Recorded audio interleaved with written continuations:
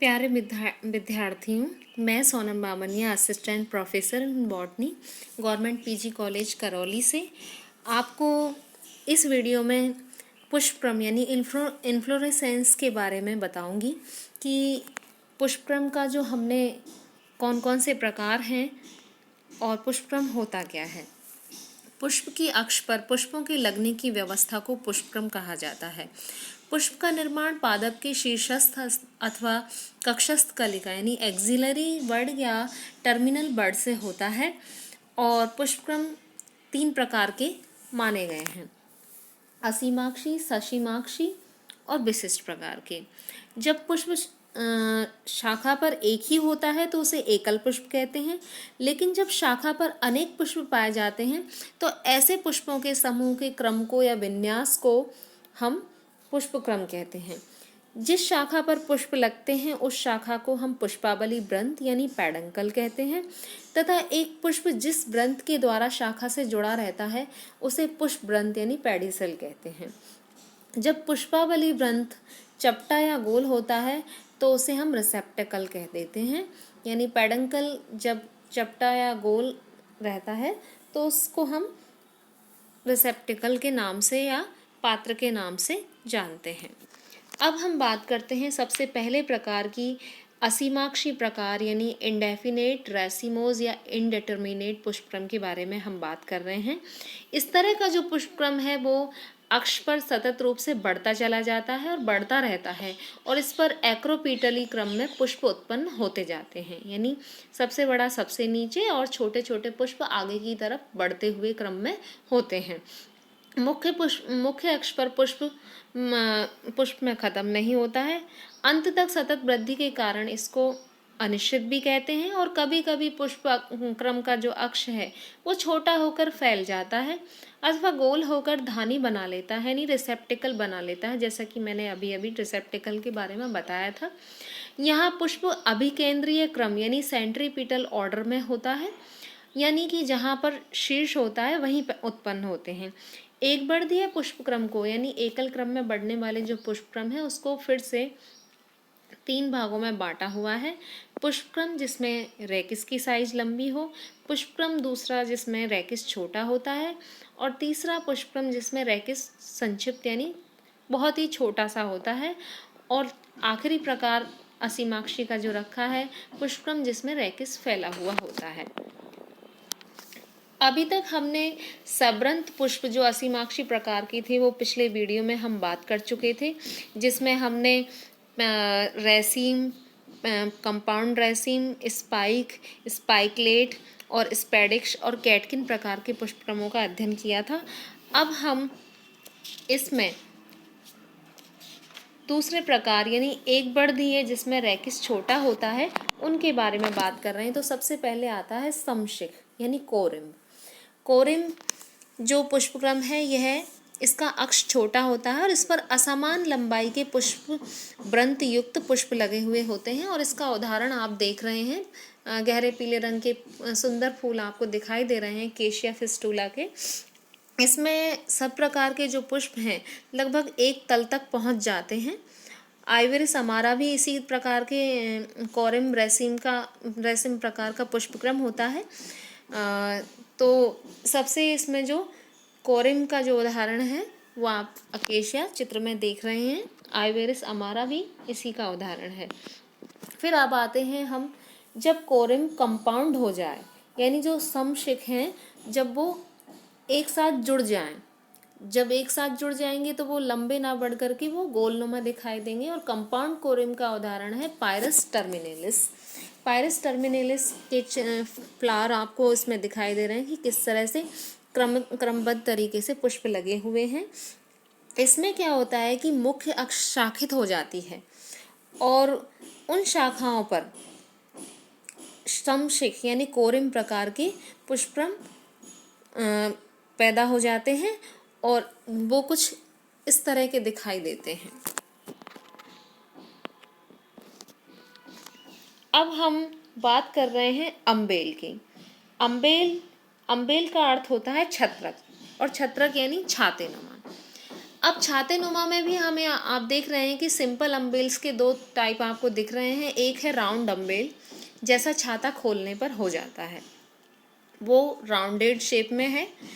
दूसरा प्रकार का आपको दिख रहा है फ्लैट अम्बेल। फ्लैट अम्बेल आप उसमें देख सकते हैं जब आपका छाता तेज हवा के साथ उलट जाता है तो वो फ्लैट अम्बेल नुमा दिखाई देता है। तो अम्बेल में छत्रक नुमा या छाते नुमा क्रम में पुष्प लगे हुए होते हैं। तो इस तरह का जो पुष्प क्रम पाया जाता है उसको हम छत्रक या अम्बेल कहते हैं, जिनमें छाते नुमा क्रम में पुष्प लगे हुए हों। इसमें पुष्पक्रम अक्ष संक्षिप्त हो जाता है और नगण्य हो जाता है और एक समान पुष्प वृंत वाले पुष्प एक ही बिंदु से उत्पन्न होते हैं। आप देखेंगे कि एक ही बिंदु से 7-8 पुष्प निकल रहे हैं। पुष्पक्रम के आधार पर मुख्यतः सहपत्रों का चक्र पाया जाता है। तो ये तो था सिंपल अम्बेल्स। अब हम कंपाउंड अम्बेल की बात कर रहे हैं। कंपाउंड अम्बेल इस तरह का जो पुष्पक्रम है उसमें मुख्य अक्ष शाखित हो जाती है, जबकि इससे पहले जो आपने देखा था उसमें मुख्य अक्ष शाखित नहीं थी, बल्कि वो एक ही अक्ष से सारे के सारे निकले हुए थे पुष्प। लेकिन इसमें क्या है कि मुख्य अक्ष शाखित हो जाती है और ये शाखाएं छत्रक के समान एक ही बिंदु से निकलकर अलग अलग छत्रक हर शाखा से पैदा हो जाते हैं और इन छत्रकों को हिंदी में कहते हैं अंतः पुष्प छत्रक और वैसे कहा जाता है अम्बेलुलेल्स। अम्बेलुलेल्स कहा जाता है। दोनों ही शाखाओं के आधार पर सहपत्रों के चक्र पाए जाते हैं। तो इस तरह से आप देख रहे हैं कि धनिया इसका बेस्ट एग्जाम्पल है। धनिये में कई सारे छत्रक निकल करके एक कंपाउंड अम्बेल यानी बहुत सारे संयुक्त छत्रक बनाते हैं और कोरिएंडर सैटाइवम इसका एग्जाम्पल है। धनिया कुल इसका उदाहरण है। अगला चित्र आप देख रहे हैं, आपको एक गोलाकार पीले गहरे पीले रंग का चित्र दिखाई दे रहा है और ये चित्र है अकेशिया का। इस तरह का जो पुष्पक्रम है इसमें पुष्पक्रम गोल यानी ग्लोबोस हो जाता है, पुष्प अवृंती हो जाते हैं और इस पर कोई भी पुष्पासन नहीं पाया जाता है। इस तरह का कैपिटेट या समुंड यानी मुंड, जिसमें केवल सिर वाला भाग, तो कैपिटेट जो नुमा जो भाग दिखाई देता है इस तरह का, ये इसका उदाहरण अकेशिया है। अकेशिया की जो फैमिली है यानी मीमोसॉइडी फैमिली का मेंबर है अकेशिया, तो उस फैमिली के पादपों में ये आपको देखने को मिलेगा। दूसरे उदाहरण के तौर पर हम कैपिटेट का ही एक दूसरा उदाहरण देख रहे हैं कि ये भी एक गोलाकार हल्के गुलाबी रंग का पुष्प है जो कि माइमोसा पुड़िका यानी लाजवंती में ये पाया जाता है और ये भी आपके मीमोसॉइडी फैमिली का मेंबर है और ये सब कुल में आते हैं लेग्यूमिनोसी के या फैबेसी के में। तो इस तरह ये समुंड या कैपिटेट प्रकार का पुष्पक्रम है। इसी क्रम में जब हम आगे बढ़ते हैं तो जब फैली हुई पुष्पक्रम अक्ष जब चपटी हो जाती है तो चपटी होकर के आपको इसमें दिखाई दे रहा होगा कि गहरा काला जो पार्ट है वो इसका बिंब पुष्प है और जो बाहर की तरफ गहरे पीले रंग के जो दल निकले हुए हैं वो इसके रे फ्लोरेट्स या रश्मि पुष्पक कहलाते हैं। और यह कंपोजिटी कुल का मुख्य लक्षण है कि उनमें कैपिटुलम या मुंडक प्रकार का पुष्पक्रम पाया जाता है।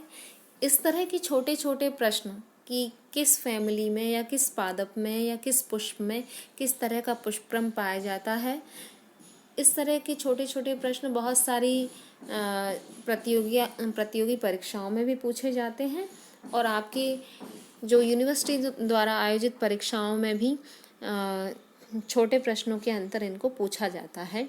तो कंपोजिटी कुल का ये मुख्य लक्षण है। पुष्पक्रम इसका जो है अक्ष फैलकर एक बिंब समान पुष्पासन रिसेप्टेकल बनाता है और पुष्पासन पर ही इसमें रे फ्लोरेट्स निकले हुए रहते हैं। यह पुष्पक्रम सहपत्रों के चक्र, जिनको इन्वॉल्यूशर कहते हैं, इन्वॉल्यूशर या सहपत्र चक्र भी कहते हैं, उनसे घिरा हुआ रहता है।